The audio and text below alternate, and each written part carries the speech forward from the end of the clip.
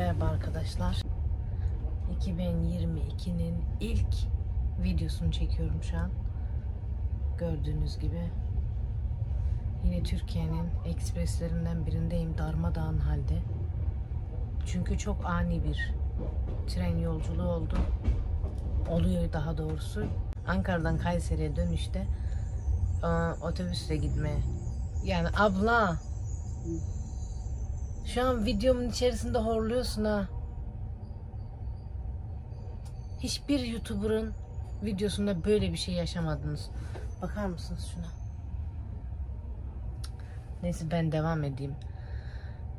Ankara'dan Kayseri'ye trenle gitmeye karar verdim son anda. 11'i 20 geçe Güney Kurtalan Ekspresi'ne bindim ve örtülü kuşetli vagondayız. Normalde bu vagon 2 kişi var görünüyordu. Arada horlama seslerini duyacaksınız. O sesler doğallığın en zirvesini yaşatacak size. Bilerek yapmıyorsun değil mi? Vallahi bilerek yapmıyor. Abla, şu an tüm Türkiye'ye rezil oluyorsun ha. Sustu. Güney Kurtalan Ekspresi'ndeyiz. Güney Kurtalan Ekspres normalde Ankara'dan hareket eder. Ankara, Kırıkkale, Kayseri, Sivas, Malatya, Diyarbakır, Kurtalan'a kadar gider. İlk defa bu eksprese biniyorum ama tabii ki yolculuğum sonuna kadar ya vallahi çekemiyorum ya. Tren sesini bile bastırıyor. Güney Kurtalan'a kadar gider tren. Biz şu an Kayseri'ye kadar bu yolculukta bulunacağız. Toplamda 6,5-7 saat sürecek. 11:20 geçe bindik. 6,5'da inmiş olacağız. Vagonlar birbirine birleşti bu arada. Şanstan biletini alan arkadaşlar treni kaçırdı. Biz de saniyesiyle kaçırmadan kurtulduk.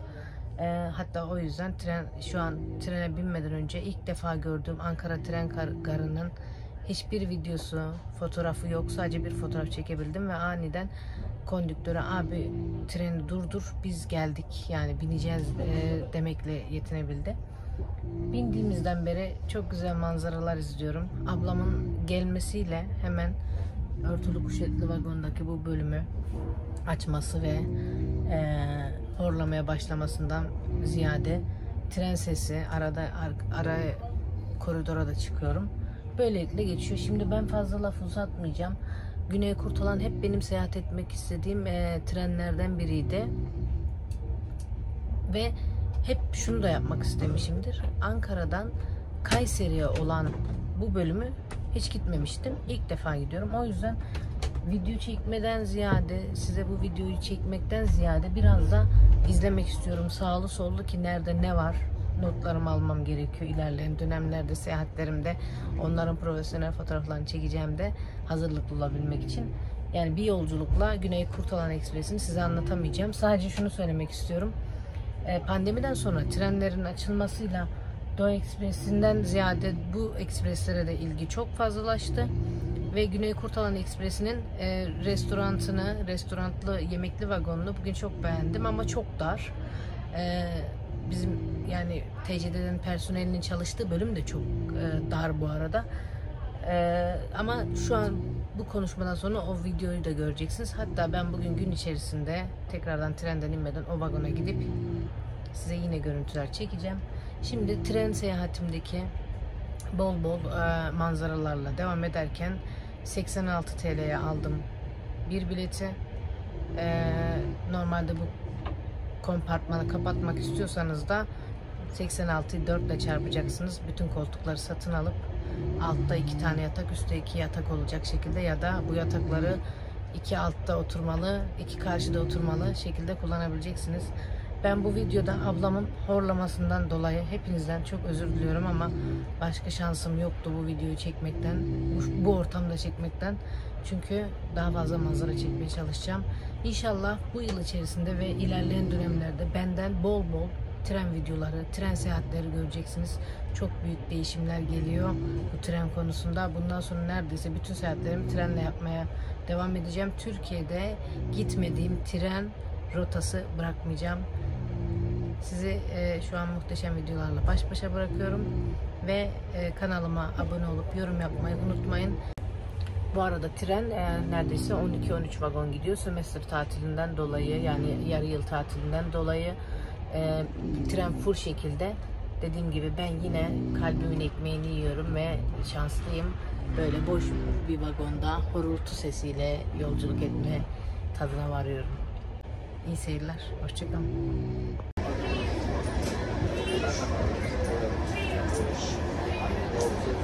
Dilek 7 lira.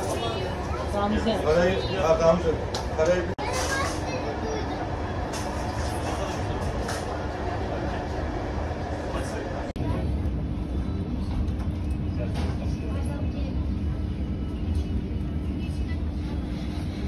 Ben de borç yaptım sanacaklar ama her yere çünkü borç yazdırıyorum abi. bu senin mi? Evet. Tamam. Alacağım var değil mi bu kadar? Aha. İlk defa vermek yerine alma eylemini gerçekleştirdim. Onu halledelim o zaman şimdi.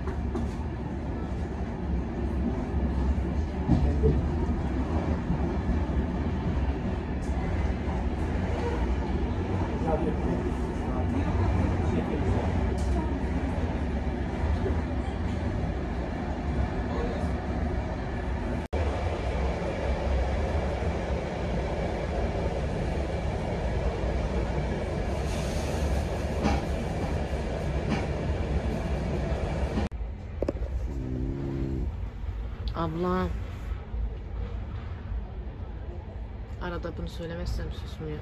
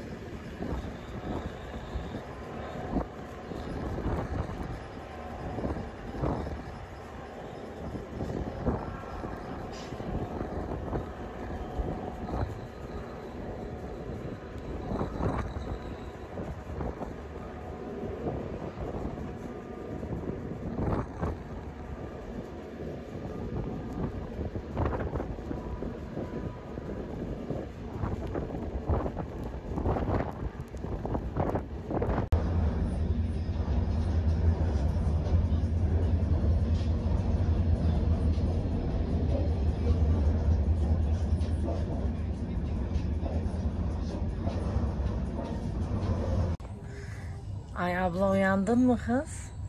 Ha? Uyandım.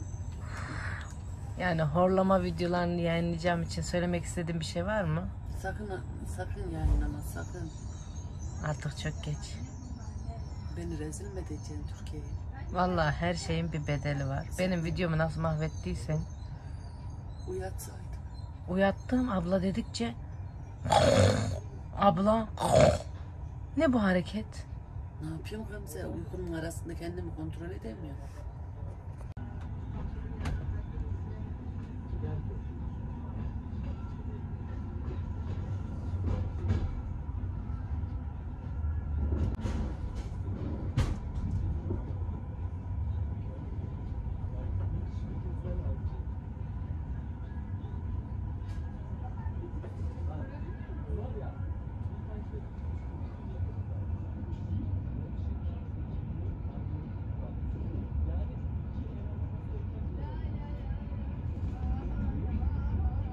Varırsa bazı Anlamadım. Efendim anlamadım. Anlamadım ne oldu? lay lay lay diye şarkı söylüyor. Sus. Aa, şu an ikinci kez Türkiye'ye rezil oluşunu izliyoruz. Bence bu video Sen de bak onu yayınlayıp ne yapma. bu video artık virale düşer. Koordinatör geziyor. Koordinatör kim bu kız? Bilmem şu gezen adı koordinatör değil mi? Kondüktör. Ha geliyor işte. Evet şu an Şefaatli'deyiz. Yolculuğumuzun sonuna doğru yaklaştık arkadaşlar. Çok güzel geçti ya. Camdan da yansıyor ablam. Ablamla ikinci uzun ekspres yolculuğumuz. İlk Doğu Ekspresi'nde senleydim. İlk Güney Kurtalan'da yine senleyim. Ama şunu söylemek istiyorum. Bu benim için Güney Kurtalan Ekspresi'nin sadece bir ön izlemesi, fragmanı olabilir. Çok yakın bir tarihte Güney Kurtalan, Van Gölü, ondan sonra 4 Eylül Mavi, Türkiye'deki bütün tren rotalarını farklı bir konsept, hem vlog olarak hem de farklı bir konseptle gezmeyi düşünüyorum. Ne oluyor? Horladığımın elimi çekti, beni rezil rüsva etti, şimdi de böyle diyor. Doğu Ekspresi kadar güzel mi bu da? Evet, Doğu Ekspresi kadar güzel. Konforlu. Seni TC'de herhalde reklam elemanı olarak aldım. Yani öyle söyleme, içinden geldiği gibi konuş. Yo ben içimden geldiği gibi konuşuyorum. Seyahatlerimi hep otobüste falan yapıyordum ama şimdiden sonra sanırım tercihim tren olacak. Hele hele de yataklısı. Uyku pozisyonumuz her zaman olmalı. Yani Abla bir şey soracağım. Doğu Ekspresi'nde senin dantelin yanmıştı ya. Nerede o dantel? evde duruyor. 40 yıllık çeyizimi tuttu Doğu Ekspresi'nde mumuna neyine yaktılar. Atmaya kıyamadım. Emek var diye. Kalsın. Götürdüm. Şimdi eve yıkadım yine. Çeyizine salladın. Çeyizime değil artık öyle bir şans yok da evimin bir köşesine bıraktım, belki gün olur yine bir yerde kullanırız. Aynen. Her şeyi hakladın, videomun içine ettin. Eline koluna sağlık. Bir şey değil.